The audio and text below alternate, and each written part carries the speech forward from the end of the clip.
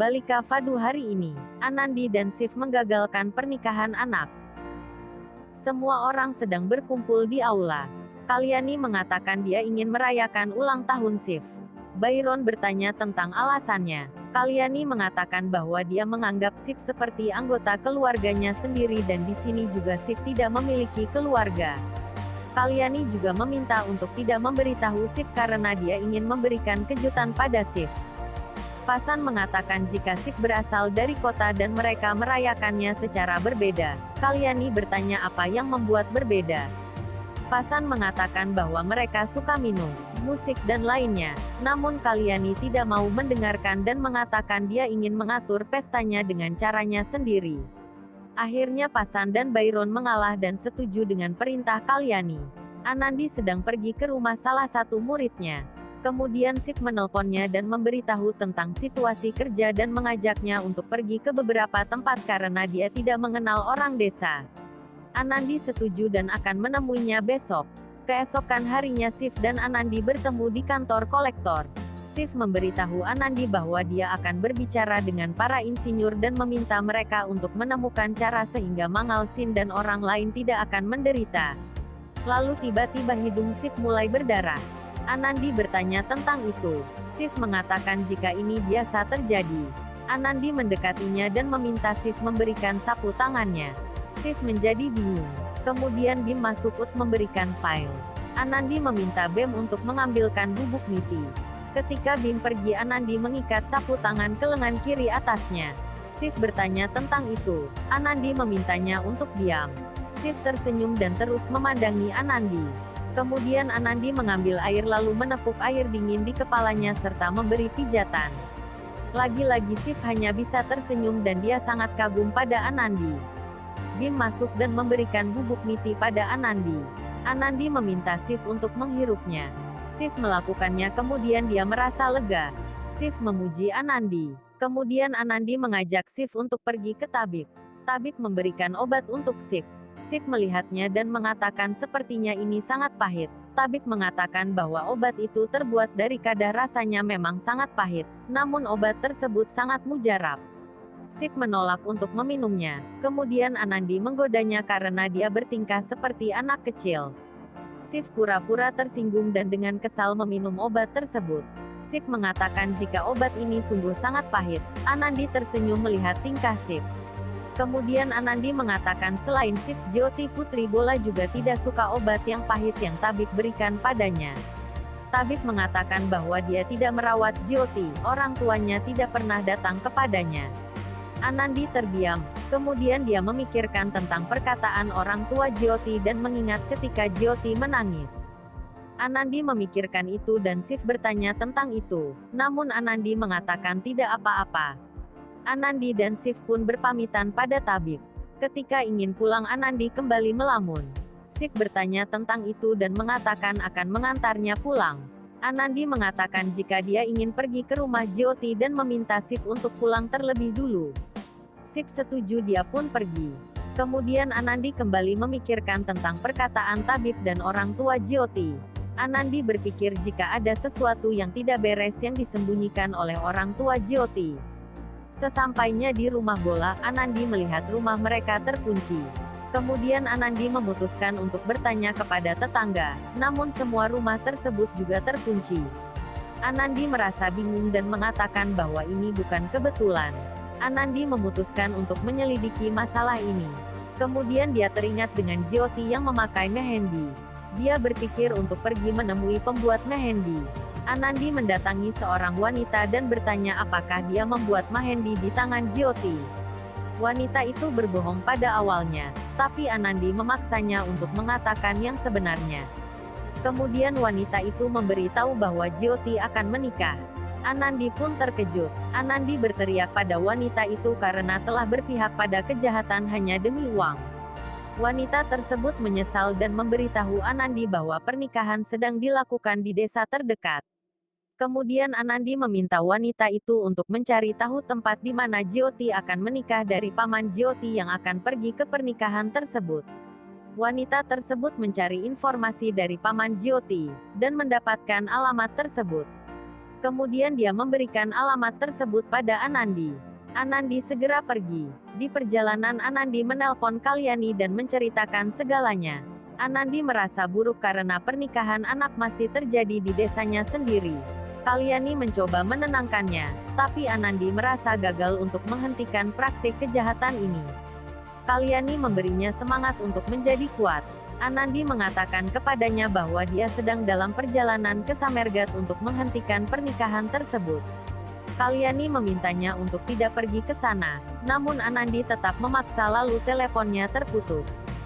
Tak berapa lama kemudian Sip menelepon Anandi. Sip bertanya mengapa Anandi terlihat begitu panik. Anandi menceritakan semuanya pada Sip. Sip terkejut mendengar itu. Sip memintanya untuk tidak pergi sendiri. Kemudian tiba-tiba teleponnya terputus karena kehilangan sinyal. Kemudian Anandi mengingat masa kecilnya dan kesulitan yang dihadapinya akibat dari pernikahan anak. Dia memutuskan untuk tidak membiarkan hidup Jyoti hancur. Anandi sampai di Sambergan gimana semua orang bersukacita dalam perayaan pernikahan. Orang tua Jyoti melihat Anandi dan terkejut. Anandi memaksa untuk bertemu Jyoti. Orang tua Jyoti membawanya ke Jyoti. Jyoti senang melihat Anandi, dia memeluknya dan menangis. Anandi meminta kepada orang tuanya untuk menghentikan pernikahan tersebut. Orang tuanya menolak untuk melakukannya. Anandi mencoba meyakinkan orang tuanya tetapi mereka tidak bergeming. Anandi akhirnya mengancam akan melibatkan polisi. Orang tua Jyoti pun menjadi panik. Ayah Jyoti mengatakan dia akan membawa Anandi untuk menemui ayah pengantin pria. Anandi ingin membawa Jyoti juga, namun orang tuanya beralasan dan membawa Jyoti pergi.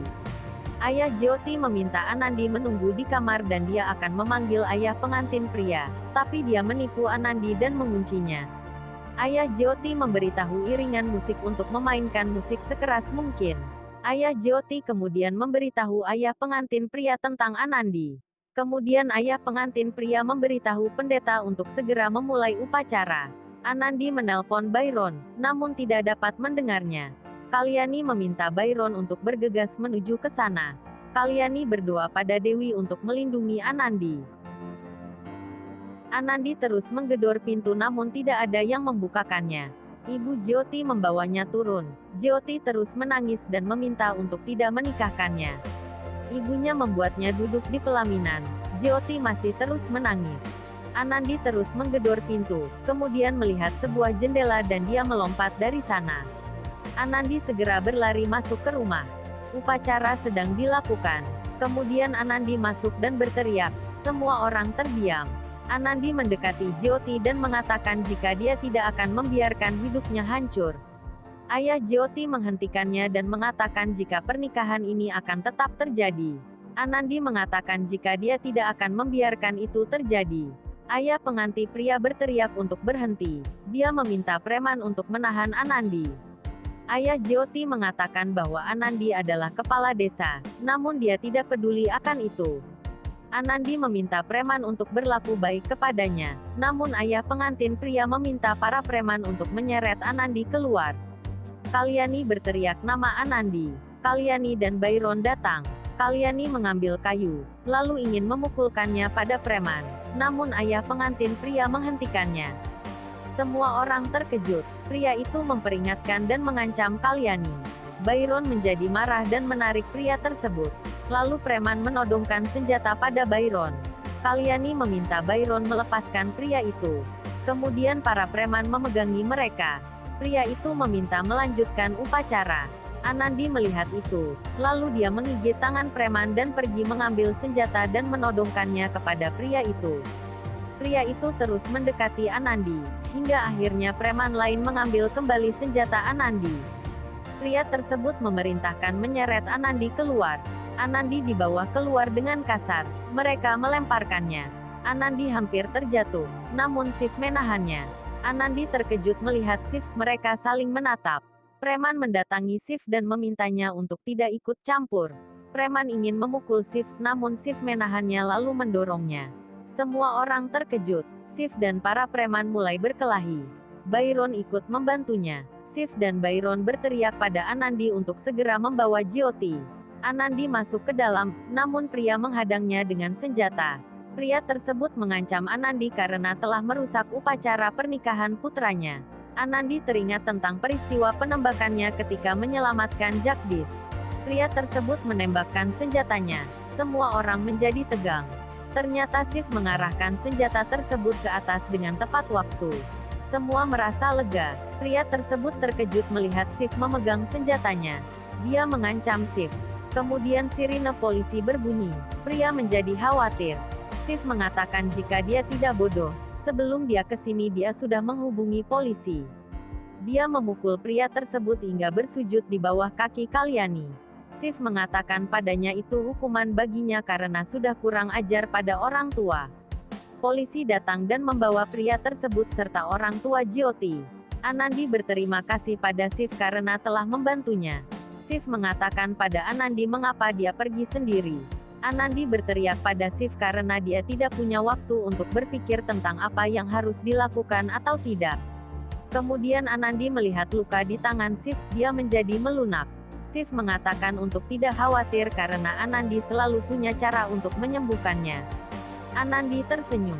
Kemudian Anandi mengambil tanah lumpur dan mengoleskannya pada luka Shiv serta membalutnya. Kalyani dan Byron memperhatikan mereka dan senang.